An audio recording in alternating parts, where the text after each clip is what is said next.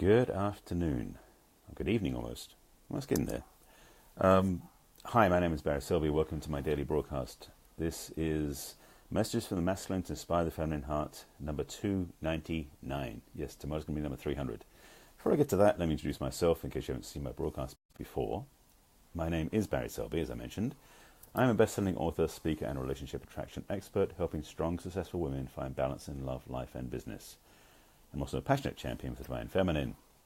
And these talks I do every day, this is number 299 in a series of talks called Messages from the Masculine to Inspire the Feminine Heart, are usually around the themes of love, relationships, masculine-feminine polarity, dating, romance, sometimes sex, purpose, discovery, clarity, all sorts of things like that. And today's topic was inspired from something I saw last night, and I'll talk about that in a moment. And I'm calling it as a title, No is Respectful. Actually, no, did I say it wrong? It should have said, no is respectful, not rejecting. I might have to change the title to match that, 'cause that's what I mean. So let's dive in. By way of framing this, I'm speaking to the concept of dating, relating, and communication, and the baggage that goes with it. So first of all, I want to refer back to the movie I saw last night and explain where this no piece came from, as it were.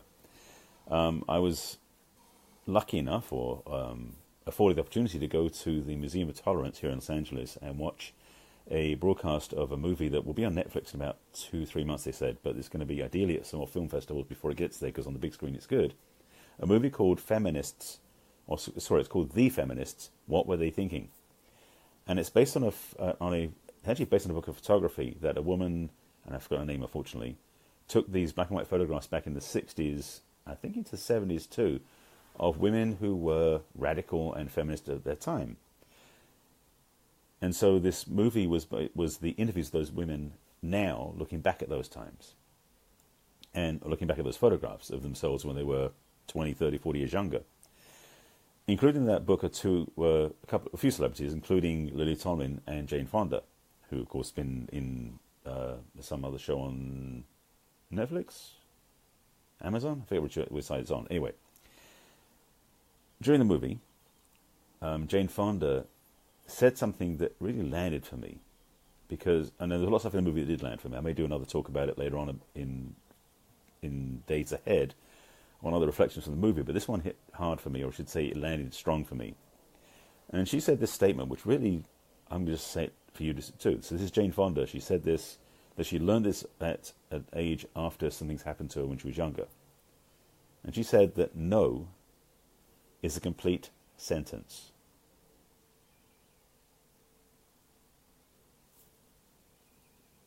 I'm letting you sit with that one and think of that for a moment.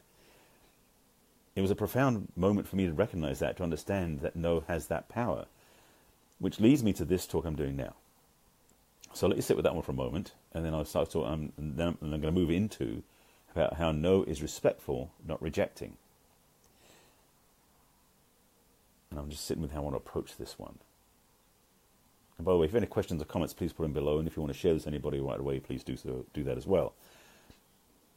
This challenge we have with rejection,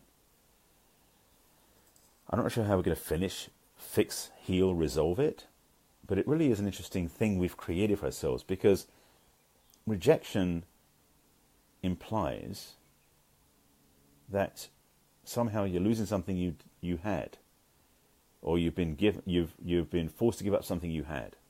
Rejection, truly, the way people use it in the dating and relationship arena, is you ask for something, like you ask to go on a date, you ask a woman for sex, you ask a man for sex, you ask for something you want from somebody else, and they say no, and you feel rejected.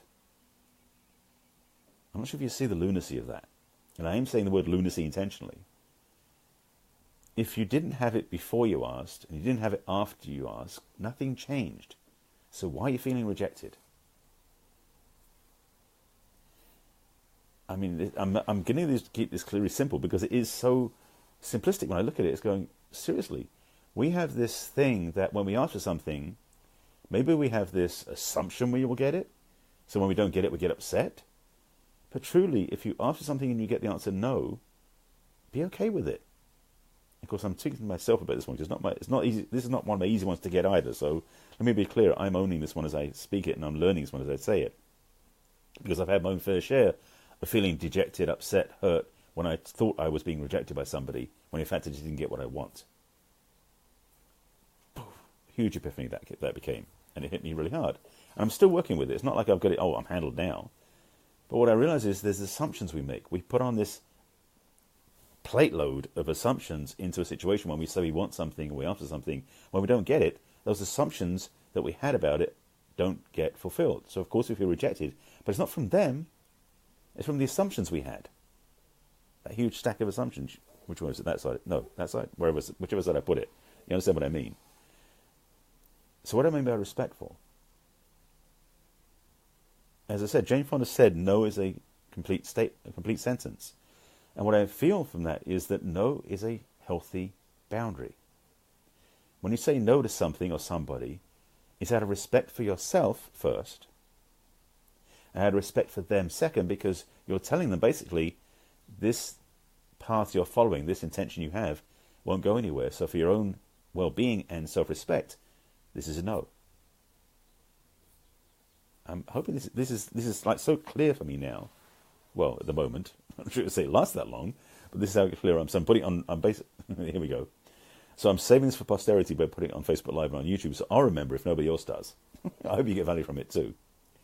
But this piece of the conversation, this paradigm, is like you can transform it completely, shift it completely, because when you get that saying no is healthy, saying no is clear, saying no is respectful, it changes the whole conversation, particularly in dating and relating and relationship. Adding to that as well, as I said before, that there's nothing to be rejected about, it makes it really clean. So,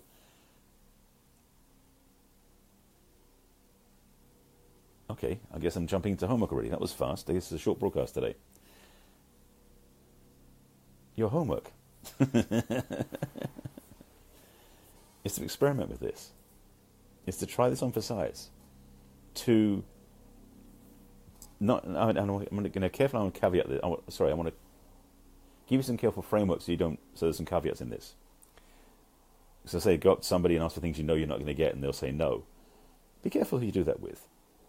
But if you're somebody who's single and you're out on dates, either on apps or you meet somebody in person, and you ask them for something that they say no to, watch how you respond internally. Don't mean what you say out loud, but what you feel inside. That's your barometer. That's your gauge of how you're doing. If you can be in a place where whatever's said to you as a refusal, as a no, and ideally it's a clean one, not a no and there's resentment or arrogance or aggression in there. If it's just simply a no and you get that, check inside and see how you feel about it. If you don't feel okay with it, find out what's going on. Ask yourself the question, what am I thinking? What am I believing? What assumption am I making that makes me feel wrong? So it makes me feel wronged, plural. I mean, it's not plural. I'm thinking that one. Because that's the thing. Being rejected feels like we did something wrong on some level. And that's the trap we fall into when we make an assumption about this, which is not true. So stop doing it. So your homework is to play with that, to experiment. A couple of things as housekeeping to be reminders as I summarize this and wrap this up. These are my daily Facebook Live broadcasts. They start here and they go on to YouTube as well. They may end up in a podcast at some point, I don't know yet. But if you want to find the other broadcasts, you can find plenty of these. They're on my business page on Facebook, which is barryselby.author. They're also on my YouTube channel later on. And the username is Barry Selby, of course. That's me. And the playlist is Messages from the Masculine. And you also find them on my website, which is barryselby.com, where there's a video blog, which is where all these are stored. That's going to change at some point. I keep saying I'm going to put them into a proper real blog, but we'll see what happens there. Second thing, I've been offering, I'll keep offering it here too. For those of you who are, if you're somebody who is looking for love and really having a challenge in this area, or wanting to find the way to do it well for yourself, I don't want to say right, but for the best and highest good for you, and you want to get some help, I'm offering my gift to you. It's a gift, yes, which is a complimentary clarity conversation. And you can have that CCC by going to my website again, which is barryselby.com, and click on the Let's Chat button on the left-hand side of the screen. I highly recommend you take advantage of that if there's something that you want to do, or if you're feeling that you have challenges in this area and you want to find a way to find love the right way, do it.